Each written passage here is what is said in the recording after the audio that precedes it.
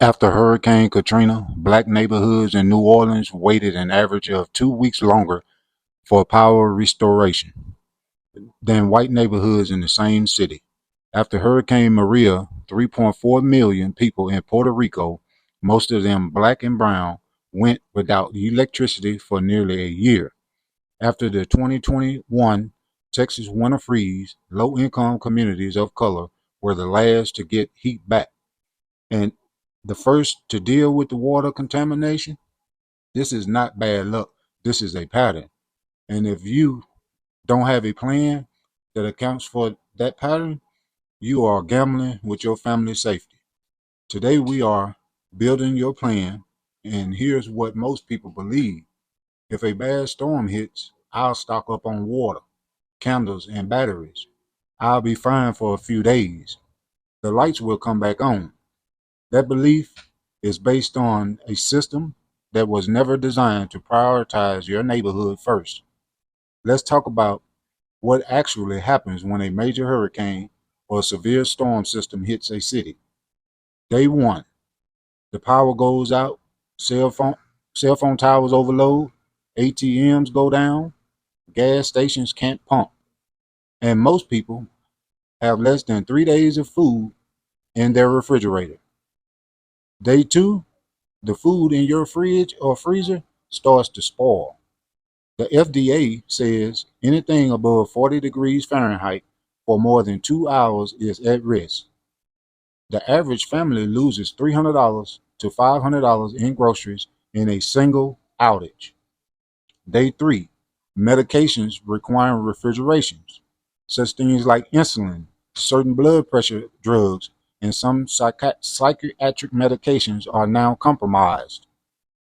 For millions of black Americans managing chronic conditions, this is a medical emergency, not just an inconvenience. And day five and beyond, in historically underserved areas, the reality is that utility crews and FEMA resources follow a priority pattern. Big commercial corridors come first. Dense, high income residential areas are next. Low income and rural black communities often last. The question is not whether a storm will come. The Atlantic hurricane season runs from June through November every year. Severe weather systems are increasing in intensity. The question is whether your household is built to survive it, without it, or depending on systems that have already shown you where you rank. Let's make this real. First scenario: the Johnson family in Houston, Texas. A Category 2 hurricane hits Thursday night. Power goes out at about 10 p.m. By Friday afternoon, with 95 degrees, August heat, no AC, their 4-year-old has a fever, their cell phones are down to 20%, there is no way to charge them. They have been one bag of ice from the gas station they bought on Tuesday. It's gone by Friday morning. By Saturday, their freezer full of meal prep food is a loss. $400 gone down the drain. The pharmacy is closed. Grandmom's insulin has been sitting at room temperature for 36 hours. This is not a story. This is the composite reality of what happened to hundreds of thousands of families across the Gulf Coast, Texas, and the Carolinas. Scenario 2, the Williams family. Same city, same storm. Before the storm season started, they spent 2 Saturdays building out a preparedness system.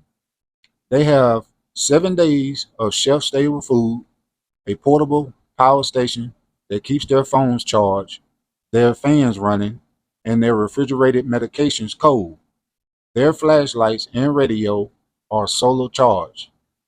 They spend the outage uncomfortable but safe and together, fed, connected. The difference between those two families is not income, it was preparation. Let's look at the actual data on what families face. The average power outage after a major hurricane lasts 8 to 15 days in affected areas. FEMA estimates that only 39% of Americans have an emergency plan.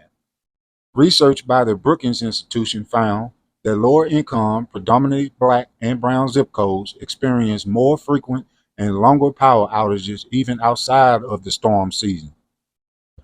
The American Red Cross reports that the number one reason families are unprepared is not money. It's that they never created a plan. We are not waiting on a plan for someone else. We are building our own. So what does a real storm preparedness system look like for black families in 2025 and 2026? Let me break this down into 4 pillars. Pillar 1, power. You need a power source that doesn't depend on the grid, like traditional gas generator that only works but requires fuel storage and which your gas runs out. Plus, it's loud, it produces carbon monoxide, and it can't be used indoors, and it requires maintenance. Option 2, portable power stations, silent, safe to use indoors, rechargeable via solar panels, and increasingly powerful enough to run fans, charge devices, power medical equipment, and even run a small refrigerator. No fuel, no fumes, just stored energy you control. The EcoFlow Delta 2 and the EcoFlow River series are examples of stations our community members have found practical, not because they're flashy, but because they solve the actual problems that come up during extended outages, like keeping phones alive, keeping your food cold, keeping medical devices running. I'll link options in the description. Not telling you what to buy, telling you what the problem is and what category of solutions fit it. Pillar 2, food security. 7-day minimum of shelf-stable food per person. Focus on calorie density, not just variety. Like canned beans, rice, oats, canned fish, peanut butter, and shelf-stable milk. Learn from what your grandparents already knew. Pillar 3, water 1 gallon per person per day minimum. A family of 4 needs at least 28 gallons for a 7-day event. Store it now before you need it. Pillar 4, communication, a hand crank or solar power weather radio. A pre-arranged family meeting point in case phones go down. A written list of emergency contacts, because when your phone is dead, your memory is not enough. None of this requires wealth. It requires planning, and planning requires a decision to treat your family's survival as a non-negotiable priority. So let's answer the questions we started with. If a hurricane made landfall in your city tonight, how long would your family survive on what you have right now? If the honest answer is long, that's okay. That's information, not failure. And the only failure is leaving this video and doing nothing about it. Here is the 3-step action plan starting today. Step 1, this week, audit your home, count your food supply, count your water, check your battery situation, write down where every family member will go if communications went down. It only takes 2 hours. It costs you nothing. Step 2, this month, build your 7-day food and water supply. Incrementally, $20 extra at the grocery store for 4 weeks builds a serious stockpile. Get a hand crank radio, get a quality flashlight, and backup battery bank. Step 3, this season, if your budget allows, evaluate a portable power station. Start with a smaller unit. Build up. The goal is energy independence, not perfection on day one. Our people have survived on less with more creativity. We built mutual aid networks in the 1800s when no institution would protect us. We created community systems when the government refused to show up. That same DNA of self-reliance is in you. This is just the update, the modern version of it. You are not waiting for permission. You are not waiting for a government plan. You are preparing for your household to survive, sustain, and support the people you love no matter what comes. If this video gave you something real to work with, drop prepared in the comments. I want to see how many families are locking in this season. And hit that subscribe button if you want to keep building with us. We drop practical, no nonsense content for Black families, serious about economic resilience and real world self reliance. Links to the preparedness resources we mentioned, including the power stations, the food stores guide, and the free family emergency checklist, are all in the description below. Some of those links are affiliate links.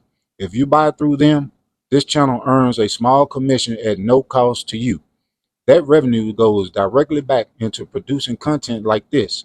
Stay prepared, stay solving, and I'll see you on the next one.